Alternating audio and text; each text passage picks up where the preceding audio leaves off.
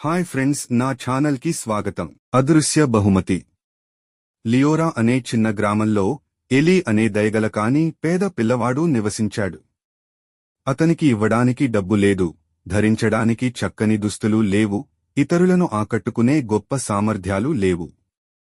కాని అతనికి ఏదో వింత ఉంది, బంధంతో నిండిన హృదయం. ఒకరోజు ఒక వృద్ధ యాత్రికుడు అలసిపోయి ఆకలితో ఆ గ్రామానికి వచ్చాడు.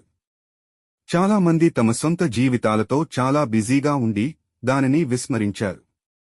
ఏలీ అతని దగ్గర తక్కువ ఉన్నప్పటికీ అతని చివరి రొట్టె ముక్కను ఒక చెట్టు నీడలో విశ్రాంతి తీసుకోవడానికి ఒక స్థలాన్ని ఇచ్చాడు.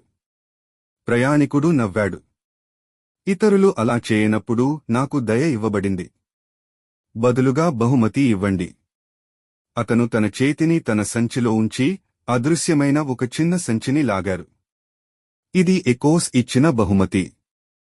మీరు చేసే ప్రతి మంచి చర్య మీరు కనీసం ఆశించనప్పుడు తిరిగి వస్తుంది. అది నిజమని అతనికి ఖచ్చితంగా తెలియకపోయినప్పటికీ ఎలీ ఆ అదృశ్య బహుమతిని అంగీకరించాడు.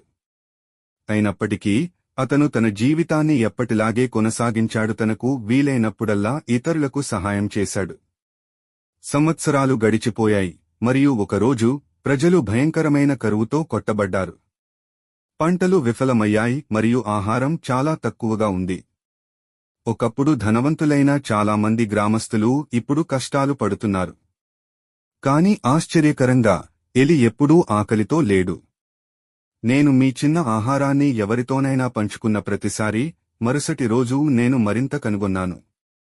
ఒక మధ్యాహ్నం అతను ఒకసారి ప్రయాణికుడిని కలిసిన అదే చెట్టు కింద విశ్రాంతి తీసుకుంటున్నప్పుడు ఒక కొమ్మపై వేలాడుతున్న అందమైన సంచిని చూశాడు. లోపల అది బంగారు నాణేలతో నిండి ఉంది. దాని పక్కన ఒక నోట్ ఇలా ఉందెహా, నీ బంధం నాకు మరువలేదు. ద్వారా ఏలీ అప్పుడు గ్రహించాడు, ప్రయాణికుడి బహుమతి ఎల్లప్పుడూ నిజమైనది. ఆ రోజు నుండి ఏలీ ఇవ్వడం కొనసాగించాడు.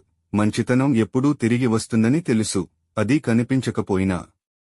మరియు నైతికత, దయ ఎప్పుడూ వృధా కాదు, అది ఎల్లప్పుడూ తిరిగి వచ్చే మార్గాన్ని కనుగొంటుంది.